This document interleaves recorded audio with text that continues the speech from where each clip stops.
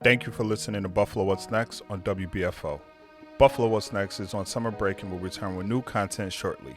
As we take this break, please continue to tune in to WBFO Monday through Friday at 10 a.m. and 9 p.m. for producers' picks of some of our favorite episodes of Buffalo What's Next. How can we afford not to talk about race? About education, about segregation, about humanity. Since the dawn of this nation, racial violence has existed. The way we have designed our society has a big hand in what occurred in that Tops Market. The suburban area, everywhere. We must work and teach our children. We need to make sure that we put more funding in our programs that help prevent gun violence and more money into art. If we're going to have some real healing, we've got to have space to tell some uncomfortable truth. On today's episode of Buffalo What's Next, Summertime Producer Picks, we highlight two segments from previous shows.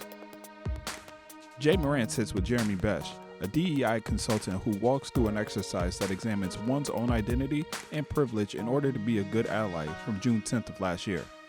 Then, Brigid Jaipaul Valenza talks with Wil Green, Regional Office Director of New York State Network for Youth Success. The two discuss racism, youth, and education from June 23rd of last year. First, Jay Moran with Jeremy Besch from June 10th of last year. This is Buffalo What's Next. Good morning to you. I'm Jay Moran. Our guest this time around is Jeremy Besch, strategic consultant with a little bit of focus here on DEI, and we want to make sure that we make sure everybody knows what DEI is: diversity, equity, and inclusion. Thanks very much for joining us. Sure, it's my pleasure to be here. Thanks for having me. We're going to do a little exercise in a little bit here. We're going to give us a little chance to breathe here before we get into it, because that's going to involve taking me through some of these exercises that I know that you do with various groups. And you actually did one earlier this week with a group. Interesting, it was the first one that you did since the May 14th shootings. And you're experienced in this, but this particular case was a little more challenging, perhaps? Yeah. So I've been doing this work in and around Buffalo since 2005 in one way or another. And I came to it originally as a school administrator, a dean of students, person at my school who was primarily responsible for student life. And I learned early in my trainings that this was a great way for me to better connect to my kids and their families, particularly around ways in which I didn't have direct experience. So having that conversation post May 14th felt different in some sense, because for years I've been focused on helping people move into this maybe more comfortably than they would if they had to jump right in. But I'm also feeling sort of a new sense of urgency, a greater sense of frustration, to the point where let's let go of some of that comfort, right? We need people to jump in now. And, you can figure out how to do it the right way along the way. And I'm happy to provide people with guidance around that. But I was more emotional than I typically am when I do these things, and had to use notes for the first time in a long time to keep me on track, because I knew it was going to be very easy to sort of fall down these emotional rabbit holes. That was your response. What about from your group? Was it a little bit different this time around than other ones? Like you said, you've been doing this for a few years now. Yeah, this was a group of about 60 folks, and it was interesting because most of the time when I do this, just based around the way Buffalo's built, the rooms that I'm talking to, it's mostly white audiences with, some people of color sprinkled in. And those numbers have been shifting, particularly over the last 5 years, but still mostly white rooms. And for lots of reasons, the folks of color will often sort of nod along and offer support to some of the historical documentation I'm giving around, why Buffalo is the way it is and the choices we've made that have gotten us here. But the questions particularly come from white folks. I had a lot more participation from friends of color in the meeting the other day. Okay. And I think it's because everybody, especially folks who have, I've lived adjacent to this for a long time, right? As a practitioner, middle-aged white guy trying to help others figure this stuff out. But for folks who live directly in it, who deal with these problems day in and day out, I understand the sense of urgency. I understand the elevated frustration. I'm feeling it, and I don't live in it. And I think that's an important thing for us as white folks, as allies, as neighbors, to recognize about our black friends in the community, is it's exhausting. It's exhausting to deal with this stuff all of the time. And our job is to support each other, which sometimes means staying silent, but always means being present. And I think as a community, we can do a better job of that. We're going to go through this exercise here in just a little bit, and I'm looking forward to getting into that for sure. But at the same time, this is a kind of a large-ranging question, but you're going to take me through this exercise. It's going to show me how to reflect upon myself, my privileges, and what I can and cannot do with those. I'm wondering, and this is a large question, this show has really connected with the WBFO listening audience. And I'm wondering if it's a feeling, a sense that everybody wants to help. Everybody wants to find a way to do this and be better neighbors to everybody here in Buffalo. And I'm wondering if that's going to be possible if people aren't taking these steps to really go through this type of reflection. I don't know. I mean, I would guess that this truly being helpful, right? Finding a way to bring greater equity, bring more attention to this as a long-standing historical problem, right? May 14th was a tragic day that we will all remember forever. But May 14th did not come out of nowhere, right? We spent decades building the structures that we have in our neighborhoods that allowed this to happen, right? The shooter did not choose the East Side by accident. He did his research. We know that. And the East Side looks the way it does because we have made intentional decisions as a broad community to divest resources and infrastructure, to isolate the people that live there, and in many ways to make their lives harder daily than they needed to be. So trying to find a way to balance both the pain that comes with the tragedy with the pain that should come with recognizing that, hey, we all did this, right, is a hard thing. And to do that, I think you need to have an understanding of who you are, what you bring to the table, and then figuring out how can you use that to actually help others. It's interesting, just to add on to that, how some of those slogans that have become so common with our city, the city of good neighbors, Buffalo strong, how hollow they feel when you really sit down and think about what's happened to not just those 10 people who got killed and their families, but everybody connected to them. And we're talking thousands and thousands of people. Yeah. And sort of that hollowness that so many of us are seeing now is also not new, right? If you have friends in the Black community, I have friends. For decades, we've talked about the city of good neighbors, really, because what's become clear to a lot of people who aren't afforded that same kindness every day, right? And so in this case, we're talking about Black members of our community, is that we are a friendly city. We're known for that worldwide, but we're friendlier to outsiders than we typically are to ourselves. And that's problematic, right? And a lot of that comes from isolation. You can grow up in this town and never have to spend any sustained, significant, genuine amount of time with someone whose experience is significantly different than your own. And when you live in a silo like that, it becomes easy to not see what's happening all over the place. It almost seems a little counterintuitive, but that's why understanding your own identity is important, because you need to know where you come from before you can engage with folks who come from different places. That's why I usually start with identity first. And I want to get into that. I just also want to say, because as we're talking here, there's a lot of ideas going back and forth here. And we're talking about the city of good neighbors. You want to find a neighborhood of good neighbors, go down to Jefferson Avenue. The grace that I found there has really been remarkable for sure. Well, I'll tell you, I'm glad you raised that, because I commute to work by bike a lot. And I have a number of clients, a number of friends who live along the Jefferson corridor, so I'll ride up and down there. And one of the things that's frustrated me about all of this, especially the sort of expanded attention we've gotten as a city since May 14th, is we're glossing over the fact that these are neighborhoods, right? Yep. Whether you're talking about Hamlin Park or Cold Springs, these are people who are hanging out on their porches, talking with their neighbors, playing with their kids, walking to their local shops. This is a neighborhood just like a neighborhood in Elmwood Village, just like a neighborhood in Tonawanda, just like a neighborhood in Clarence. And we lose that when we talk about, quote unquote, the East Side. Right. And I really wish we could get back to focusing on these are people just like you and me in their homes, in their neighborhood. Yeah, highlighted, I think, by the absence of this store.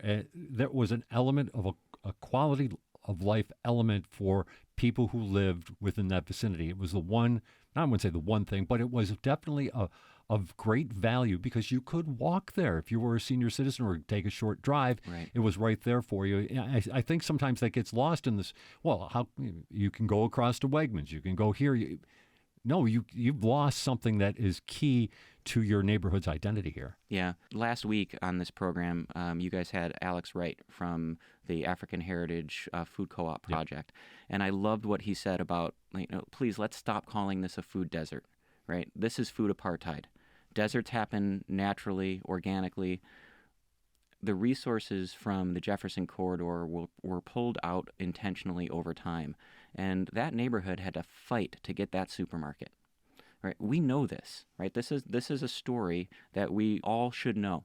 And it really sort of puts a pin in it to see what happens to that neighborhood when all of a sudden access to that market is pulled away. I hope that this will not only open our eyes as a broader community about the things we've done together to make this happen, but also I really hope it gives it some staying power around how can we collectively work to make it better.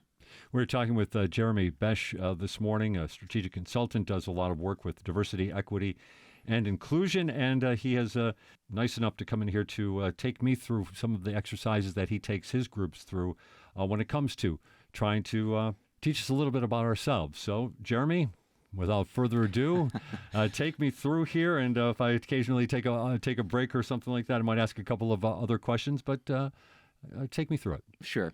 And by the way, at home, go ahead and do it on yourself and not listen to me. This is great work to do. I often share with groups that I'm talking with that this work isn't just around race.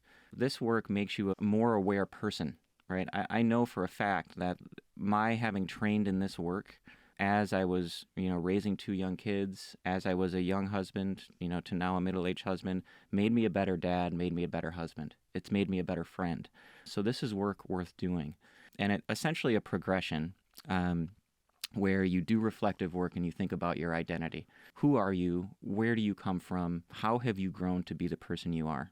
So for me, and I'll ask you to sort of repeat some of my answers from your own perspective in a second. I often talk about how I grew up in University Heights over by UB South Campus. And growing up in that neighborhood allowed me to feel normal in a community of people, many of whom did not look like I looked or had the same experience I did, right? We had folks from the international community attached to UB. I think about half my class in elementary school were kids of color. It was just a regular everyday occurrence to see people and live with people whose lives were a little bit different. So when I talk about where I'm from, and I should be clear, I didn't know any of that while I was living through it. Sure. I didn't understand the importance of it while I was living through it.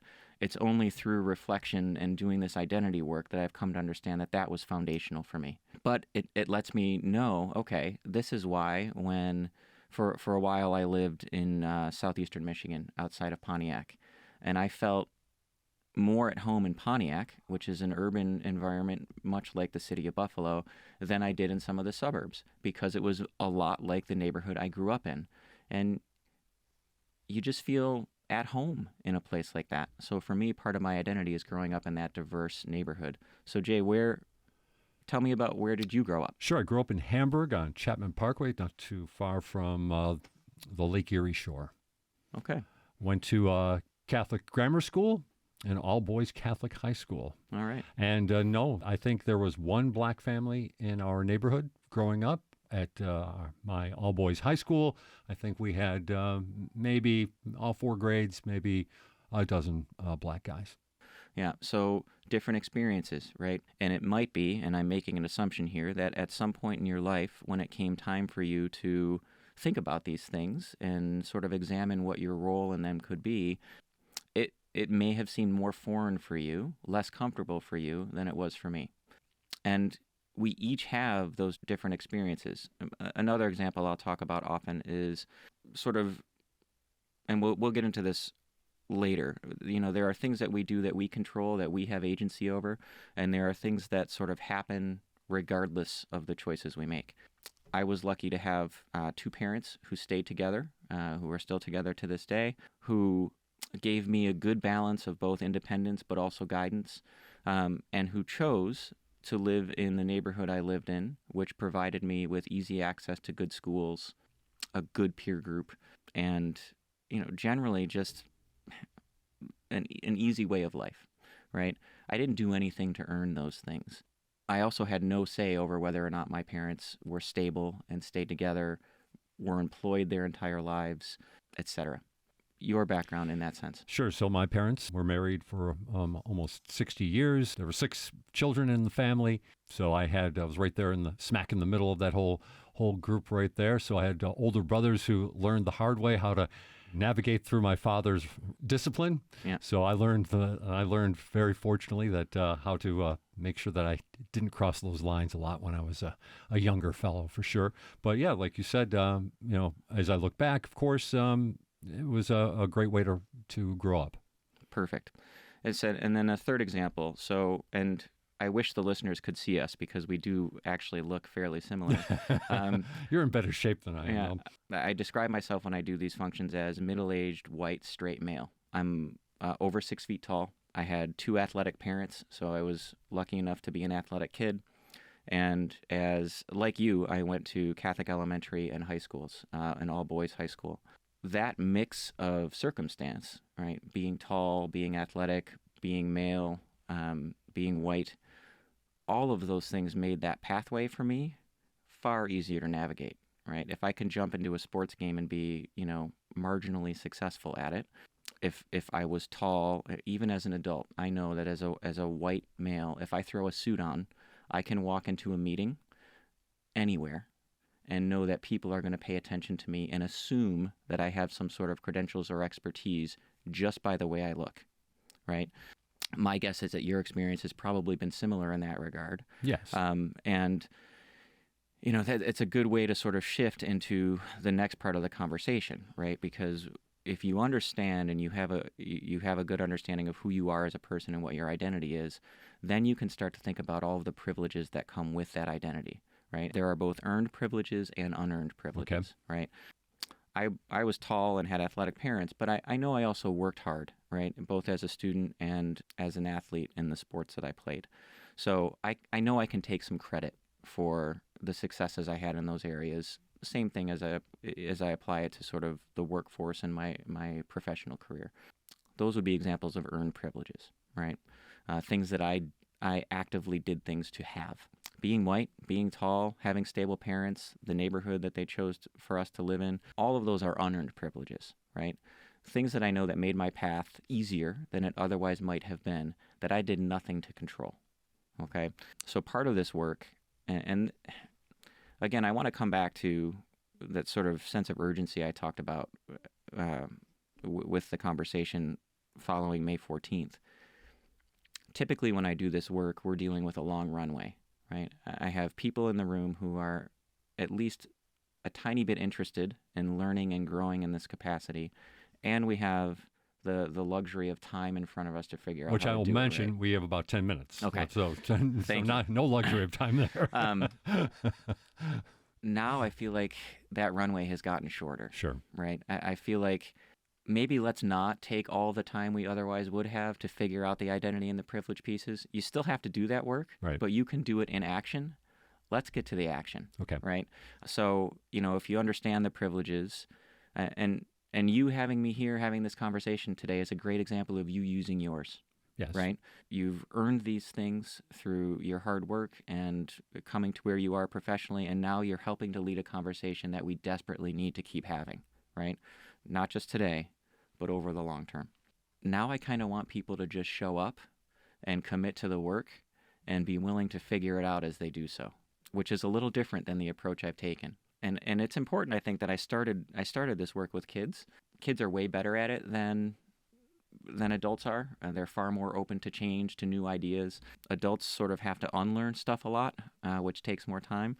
But I know adults can do it, right? And if a tragedy like May 14th is one of the things that compels them to show up, then let's shift the conversation a little bit to, okay, you're here. Right. Now what do we do? Okay, so can you give me like some examples of how that might play out here? Yeah. So you do this work for a while, you have an understanding of what the privileges you have at the table, right? So as that white guy in the suit, I know that I can get people to pay attention to me and to the things I say, even if just for a moment. I also know that my colleagues of color, some of my female colleagues with physical disabilities, may not get that same level of access. So if I can hold the door open, or if I can provide a platform for them, then my responsibility becomes doing so and getting out of the way. Okay. Right? That's true allyship, right? The East Side does not need the white community to swoop in and fix everything for them. The East Side needs the white community to pay closer attention to what they've been asking for forever, and to stand with them as we ensure that they start to get those resources, right? They don't need us to tell them how to do it. They need us to help make sure that the folks who can do it are. And that's an important distinction. You know, Jeremy, one of the things, not that this should be about me, but to hear you talk about what you know about yourself and how you can help others, you're also learning how your own strengths as well. It's an interesting, yes. You know you can go into a room and you can command it, if only for a moment. That is invaluable, and it's an invaluable understanding of yourself. So there's a lot of benefits to this. Obviously, we're here talking about how we can help others, we can make this city better, how we can make all of us rise up. But at the same time, there's so much benefit to taking the time to go through this exercise. Yeah, and it's really important. I want listeners to understand, like, I didn't do any of this on purpose at first, right? I did this as a means of being able to better serve my students with whom I did not have parallel experience, right? So I couldn't know what it was like for my black student to have to walk through a white neighborhood to get to school after having taken 2 buses, right? I do not have that lived experience. I couldn't know what it was like for a gay student to come out to his mom and dad and the nerves and anxiety around that, right? Never had to deal with that myself. I couldn't know what it was like for my female students to live in sort of a male-dominated society where their opinion wasn't held in as high regard and the curricula often wasn't representative of what they needed. I couldn't know those things. I couldn't have bone knowledge of it. But I did figure out that in doing this work, I was better able to stand with them and help them get what they need. And that applies to diversity work as well. And that's what I meant when I said it made me a better dad, it made me a better husband. You become more aware of who you are and what your place is, and that makes you better able to help others when they need it. I know we just have that 5 minutes left here, so we're not going to be able to kind of go through this whole synthesis. Mm-hmm. But at the same time, I'm going to ask you to somewhat generalize. We talked just a little bit about my identity. And I'm sure in Buffalo, you've met a lot of people just like me, almost beyond middle age, white, man, straight. What do we see? Because we're talking to a lot of people like that right now. What are those privileges that we should have a better understanding of, and maybe how we can use those to become an ally? Well, so it's going to be different for every single person, right? But every single person will have privileges, both earned, unearned. It doesn't even matter, if they've earned them or haven't at this point. The big takeaway that I want, this is scary work. Sure. Right? Any work that we do, any conversation we have around race is hard. Right. And we are going to mess it up, right? I've been doing this for the better part of 15 years Have you offended now. people? Oh, yes. And I've made terrible mistakes, right? And how did you recover? Well, I've been lucky enough to have others who were willing to stand with me as I made them and guide me to better places, right? So there's some bravery and courage involved in this, right? But there's also a heck of a lot of humility. And a lot of times those things are linked. You have to be willing. The most important thing is to show up, right? Be there, right? The second most important thing is to listen and pay attention. You do not need to know the answers. You can't possibly know the answers. None of us can have the shared experience of everybody else. So show up, listen, and then when the opportunity comes for you to use one of your privileges, one of your talents, one of your resources to make sure that the person next to you who isn't getting the same treatment you are can get that treatment, then you may not have to say anything. It's just being there, standing shoulder to shoulder with your fellow human being and making sure they're taken care of. And really, I mean, from a 30,000-foot view, if you apply that lens to our lives in general, there's not very much bad that's going to come from that. And it certainly applies to how white folks like me can be a better ally to my black neighbors and my black friends who just aren't afforded the same types of privileges that I am in those ways. Jeremy Besch is with us. We're coming down to our final couple of minutes here on Buffalo What's Next. Let's make sure we get some contact information because I think, or websites we can go to, because I'm sure right now people who have been staying with us throughout this are curious about this for themselves. Sure. What can we? What kind of information can we give them? So, really, in terms of informational, educational stuff, a foundational document for me in learning all of this is an article that you can find online called Unpacking the Invisible Knapsack by Dr. Peggy McIntosh. White university professor, I believe she wrote the article in the late 80s. I won't give the story away, but essentially she discovered in conversation with some black colleagues that there was a whole list of things that were afforded her as privileges that her black colleagues did not share. And a key part of that story, because you told me this before, was also the fact that she was kind of complaining about how she felt that she was being left out, but she really discovered something new about her black counterparts. Yeah, and she discovered it by opening it up and having legitimate conversation. That article lists 50 examples, more than 50 examples, of white privilege, things that Dr. McIntosh didn't have to think about on a daily basis that her colleagues did. It was eye-opening for me. Unpacking the invisible knapsack. Yeah. Okay. All right. And it was eye-opening for me because it made me realize that I don't need to know all of this stuff.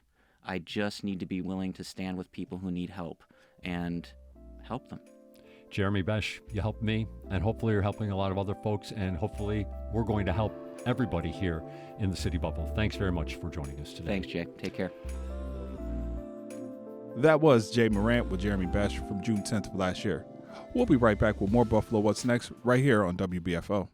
Hey, is this thing on? Test, 1, 2. Sounds great. Let's go. The podcast world is overflowing with more than 750,000 podcasts to choose from. But for great local podcasts, you can now go to one place, the new Amplified BTPM Pods app. Here you can discover content produced in Western New York and Southern Ontario, our own backyard. With a wide variety of genres to choose from, there is something for everyone. Listen to the best independently produced podcasts in the region, anywhere, anytime. Download the free Amplify BTPM Pods app wherever you get your apps and begin exploring your local podcast community now. I'm Kraus Shalahorn with Mindful Music. Join me for thoughtful and in-depth conversation with my many different guests from around the region and the world as they discuss how music helps and heals in times of stress and everyday life. Listen to Mindful Music Saturdays at 4 p.m. right here on WBFO, your NPR station. This is Buffalo What's Next, where we have conversations with the community about moving forward. To have your voice heard, press the Talk to Us button on the WBFO app, and we'll work to get your questions and comments on the air. Join us on Twitter at WBFO or email us at news@wbfo.org. Together, we'll have the conversations that are needed. This is WBFO, your NPR station. And we end the show with Brigid Jaipaul Valenza speaking with Wil Green from June 23rd of last year. Will, thank you for joining us today. You've been out in the community. It's been a month, a little over a month now. How are people? How are things? So thank you for having me. I appreciate the opportunity. So being in the community for me, a lot of it means being in the spaces that the work is being done. So it is promising to see the support that the community has had. I think everybody kind of went to work. In the fields that I work in, education and after-school programming, you have a lot of folks who are frontline workers. And essentially, as soon as the tragedy happened, they just jumped right into action. And then with so many resources being pumped into the community, you needed people to deliver those resources. You needed people to set up the logistics of how to deliver those resources. And I would say in this last month, folks have gotten to work. I'm a little wary of the busyness of it all because I know a trauma response is to stay busy and you're not really processing what has happened.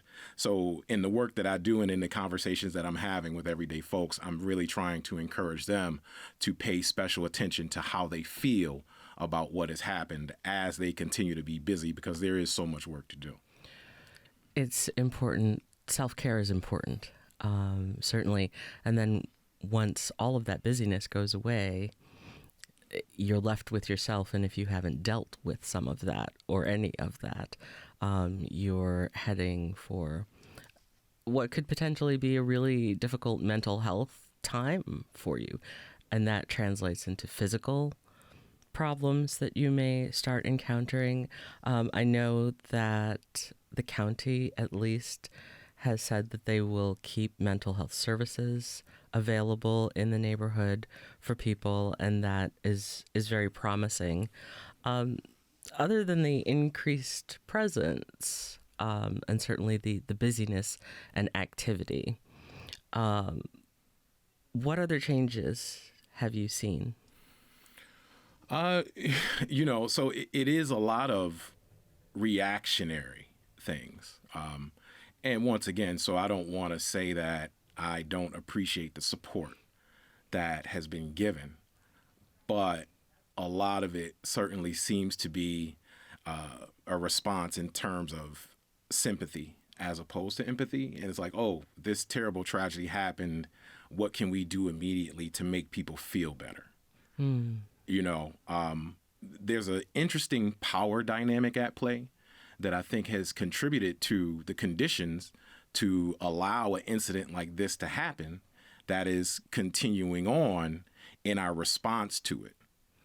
So I'm very interested to know who made the decision that the response should be to donate food and all of these other things, because we know that, I'll just use that famous quote that somehow we seem to be forgetting about in this time. If you give a man a fish, you feed him for a day. If you teach a man a fish, you feed him for a lifetime. So what happens when all the groceries are gone and this building is opened up again, which there's another power dynamic there.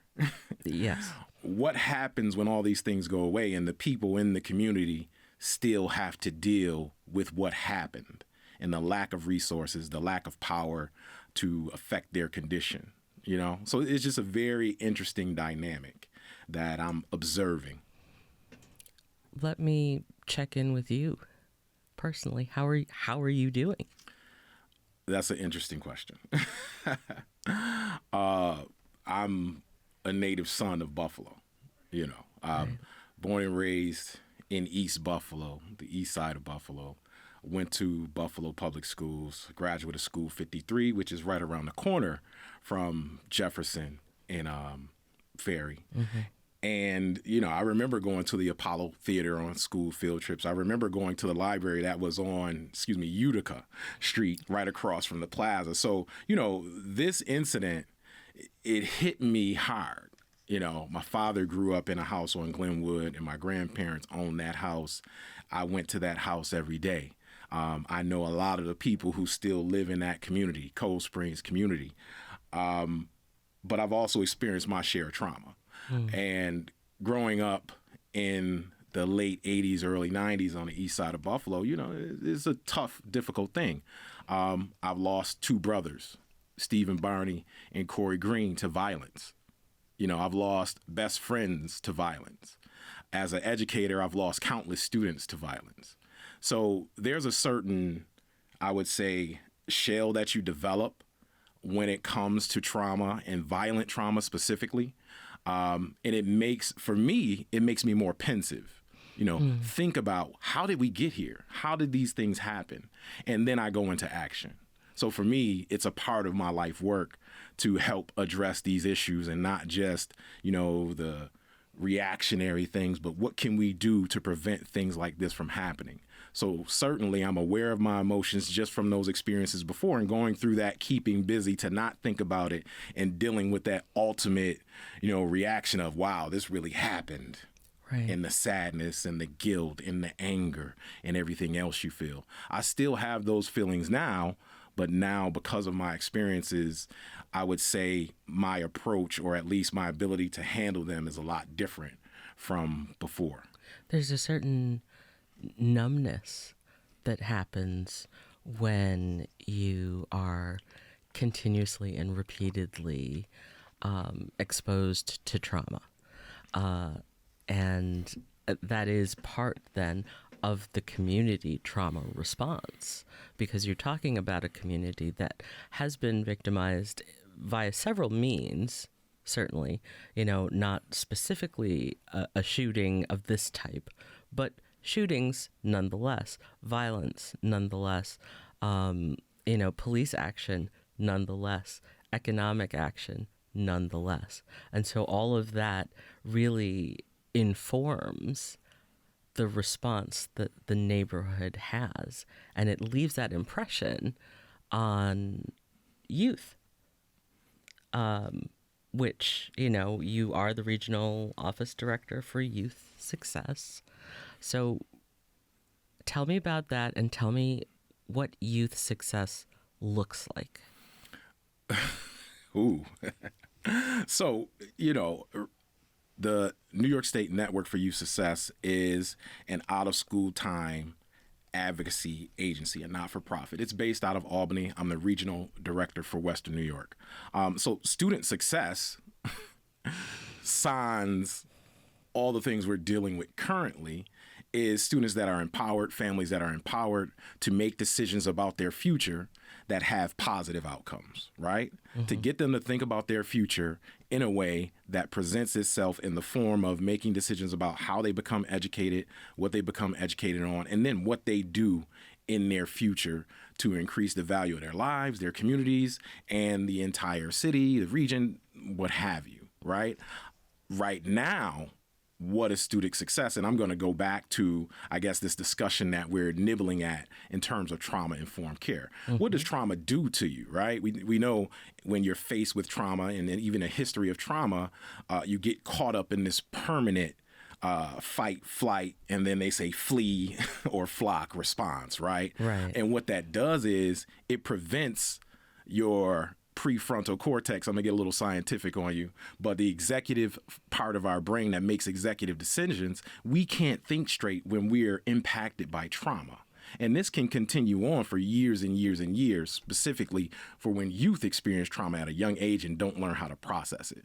So the goal right now, in my view, is to make sure that our educators, our staff in after school and out of school time programming are prepared to help support students in activating that executive functioning and thinking in their brain, even though they've experienced significant trauma. And really, it's helping them process this trauma so that they can then move forward into a successful future. So this is trauma has a physiological response in the body. It literally changes your DNA. It changes cells and the way your brain operates. How do you help facilitate moving a child, a youth, if you will, out of that response into something that's, I wouldn't even say more positive per se, but in a better direction? What does that look like? How do you do that? So, how you combat those things that I'm talking about fight, flight, or free, this hypervigilance, this overreaction to things that maybe someone who hasn't experienced trauma would look at them like, wow, why are you having such a reaction? And actually what it boils down to is safety. And how do you make people feel safe? You build positive and supportive relationships. Right? Positive and supportive relationships is the first key, because then in a positive and supportive relationship, let's say a child has a positive and supportive relationship with an adult at a school or in an after school program or in a community program, then that opens the door for deeper discussion and deeper connection about what are the things that trouble that child. It's great that we have mental health counselors coming into the area and they are accessible. But in my experience, in general, students aren't going to self-identify and say, hey, yeah, I want to run down and talk to the counselor. Right. Parents aren't going to self-identify like, yeah, you know, my kid was doing this at home and I think they should talk to the counselor. We know there are a lot of issues around that. But when we have highly qualified professionals who work at developing those positive and sustainable relationships with kids, those conversations will arise. We want to make sure that those adults have the skills and tools necessary to direct those conversations in a positive manner, and if possible, if necessary, provide the additional support of counseling from other areas. But we know the first point of contact is going to be through a trusting and caring relationship with an adult. It's my job to make sure that we have people that are going to be aware of that and they know what to do when it arises. How important is it for the youth to really identify a counselor or trusted person, a social worker who looks like them? It's extremely important. It's extremely important. And, you know, but to be honest, I think what we need are individuals who are culturally competent, because the reality is for all the children and students that we have, there are not enough of those people who look like us in those positions. So the first thing is we need to make sure that everyone in the field is culturally competent. All right. And then now you're going to get into this systems issue, right? So it's great to say we need more, but what do those systems look like that produce these counselors? Right. Once we start to look at those systems, then we understand the connection to the shooting, right? There's a historical and systemic connection that is producing these results and producing individuals with the intent to harm people of color that also keep people of color away from these positions. So I don't want to talk about, oh, there aren't enough. What I want to talk about is why aren't there enough and what do we need to do to increase the people who look like us, people of color, in these positions. You are also the director for the Center for Urban Education over at Canisius College. Talk to me about urban education, what that is exactly. So I've been an educator. I've been in education for almost 30 years. And I've taught a diverse group of students from all different demographics, ages, background, I'm pretty sure religion, ethnicity, color, right? And make no mistake about it. Good teaching is good teaching.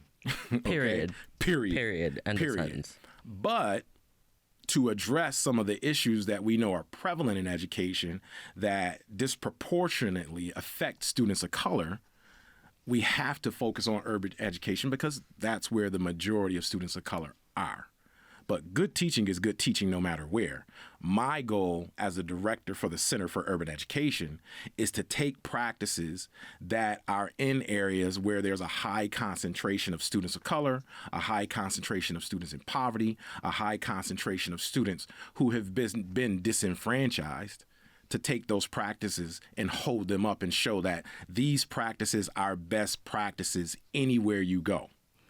So a quality educator in an urban environment is a quality educator in a suburban environment, is a quality educator in a rural environment. It's just all about how they approach it and how these educators in these spaces inform themselves about the communities in which they teach in. Talk to me about teaching history? No easy subjects today. I mean, here's the thing. There's schooling and there's education. And schooling is going to give you a certain set of skills. What I was led to believe as a child, and my parents pumped into me, you go to school, and then you go to college, and then you get the diploma, and then you get the job.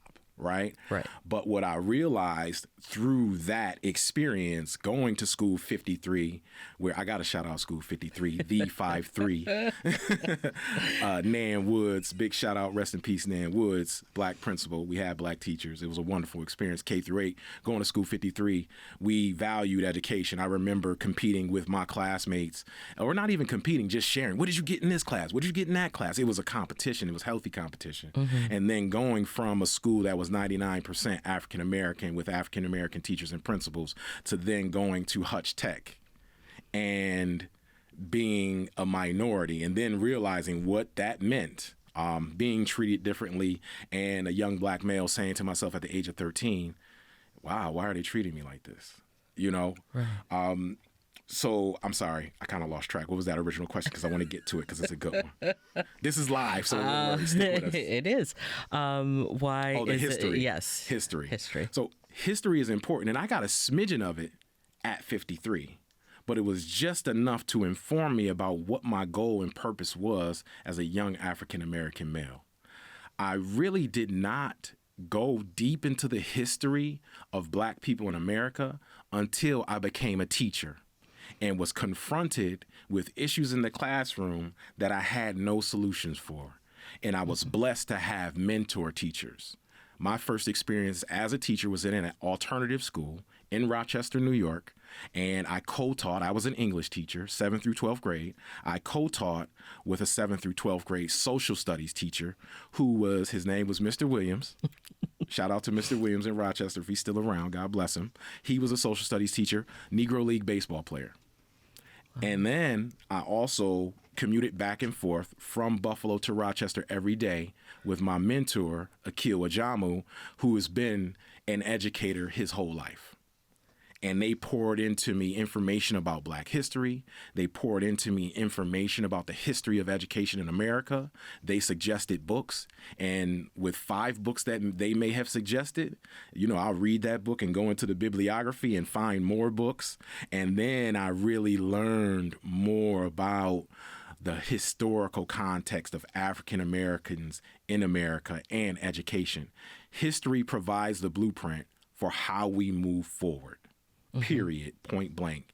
And I believe that there are too many people who are unaware of even recent history and the impact of decisions that have been made on where we are now.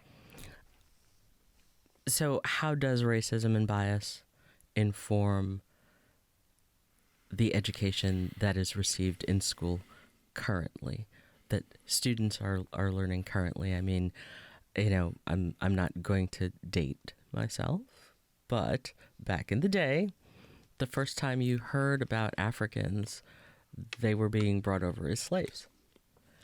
They just apparently dropped out of the sky. So how does that inform as educators, the students? How does that inform how they see themselves? So it's interesting, right? So how does sugar inform the taste of a cake when you bake it? Right? It's in there, right? So I don't think that racism and bias is informing education. If we study the history of public education in America and how it came to be, we know that is a system based on separating the haves and the have-nots. Traditionally, education was only for people who could afford it. And that means afford it with the finances or afford the time to go to school. My grandfather had an education up to the 3rd grade. You know why? Because his father owned a farm and he needed him to work the farm, not go to school. Right. Right. So it's interesting. You talk about slavery and we say, oh, yeah, slaves were bought from Africa. It's the context. People were bought from Africa and enslaved. When you say it that way, it shows you the humanity and it shows you the historical context of who wrote the book. History is written by the victors. Exactly. The lion hunter tells the story differently than the lion. Absolutely. Absolutely. What role does systemic racism play in the choices a student could make, would make, or should make?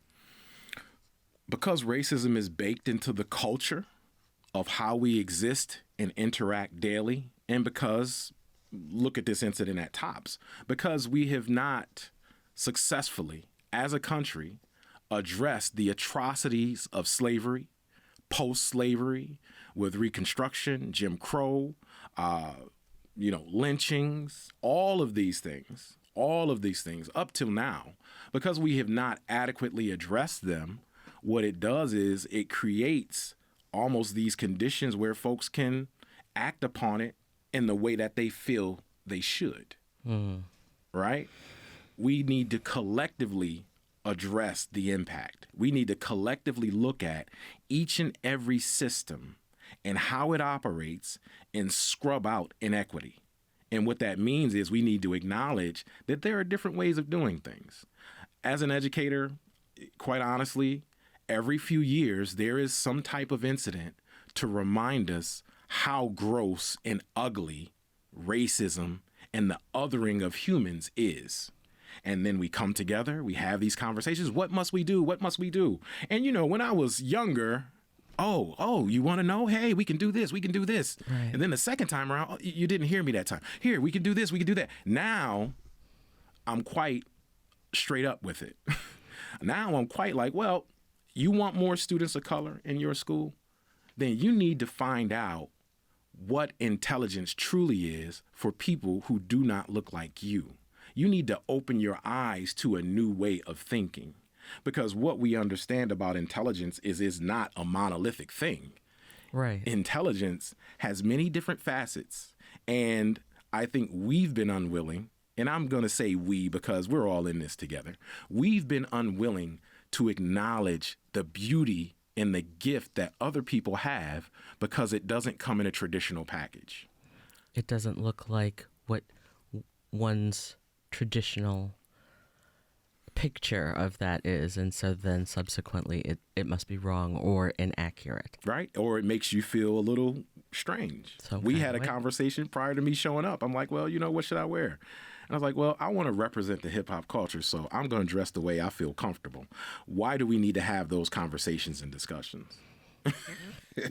That's a good question. One can certainly say so that one doesn't show up sans clothing to an interview, because that might be inappropriate. Well, I agree we should wear clothes. Yes. Helpful. Let's talk about racist extremism. What role do you think social media played or plays in the massacre? So, as an educator and as someone that, I'm deeply connected to the lives of young people. I'm interested in the lives of young people. I tell educators all the time, this is the only profession you get to touch the future. At some point in time, if you can connect with a youth, later on in life, they're going to bring up something that you taught them. You can live forever. So social media in general, the internet in general, has created a space for youth in which adults have limited access. Some of the social media sites that, this murderer was accessing are encrypted sites that no one can get into unless you give them an invite. So what it does is it creates a space for people. I told you we need to scrub out every inch of it. Well, it gives it a space to hide. It gives a space for racism to go. And now you connect with folks who have a similar thinking. There are no alternative viewpoints. All it does is escalate the hate. And it becomes a space where you have no counter view. and that can take you in some very poor directions. So I think the key thing is that in these spaces, anything can happen, especially if we're hiding from some of the realities of our situations in this country and how we got here. People are comfortable behind their keyboards, behind their phone screens. They often lack the courage to actually face a person and have a discussion about biases, about inequity and equality. How do you start that conversation? I think you have to live it. I think we're in a position now where we can't separate and compartmentalize parts of our lives. As a Black man and going through academia, working in professional settings, I have to acknowledge the fact that I had to compartmentalize and store away certain aspects of who I was in these spaces. Mm-hmm. And I think that has created a situation where the expectation is that you show up with this version and you leave those things at home. I think the things that we've left at home would have been better served being put out in front for people to have to deal with and acknowledge so that we can come to some common ground. Not saying, hey, I'm just going to leave this part of who I am somewhere else so you don't have to deal with it. To make someone else comfortable. Yep. To feel comfortable. Yes. Would you be willing to have a conversation with a racist, a white supremacist, ultra right-wing conservative who may see you as other already? What would you be willing to have the conversation, one, and two, what would you say to them to potentially change their mind? So I have to answer both of those questions from the viewpoint of an educator, right? Mm-hmm. If you ask a doctor, do they believe in the power of healing in medicine? A doctor's going to say, oh, yes, most definitely. We can solve or we can help heal people because we have this technology. As an educator, I believe in the transformative power of education. I believe in the transformative power of knowledge. I believe that we as human beings can continue to learn and grow with the right environment and the right opportunity. In the work that I've done, I've spoken to rooms of hundreds of people. I'm pretty sure there were some racists in there. And I'll be honest with you. I think the highest form of intelligence is sitting down at a table with someone who you disagree with and maybe someone who does not like you or hates you and still being able to have a conversation, because I absolutely need to know how you became what you are. How you got that way. Yeah. How did you get that way? I absolutely need to know. And, to answer your question, my goal is to never change a mind. I think that's a very difficult thing to do, right? We as individuals have difficulty with making decisions about going in what direction we want to go in. So for me as an outsider to come and say, I'm going to change your mind I think that's an impossibility. What I can do is present information to you, and what I know about you and what you share with me about you, get you to hold up your life experience with the information I present to you that may be new or counter to what you believe, and allow you to make a decision about how you move forward. That's the best that we can do. But then we also have to walk away from that table and move forward with the power that we have to change the conditions in our lives, and hope that we get some allies along the way. And that will do it for today's Summertime Producer Pick episode. We would like to thank our guests, Jeremy Besch and Wil Green. If you missed this and you'd like to hear it again, a reminder that this program is a podcast. You can get it wherever you get your podcasts or the new Amplified BTPM app. And each episode is available online on demand at WBFO.org. This is WBFO and WBFO HD1 Buffalo, WOLN Olean, and WUBJ Jamestown, your NPR station. This is Charles Gilbert. Thanks for listening.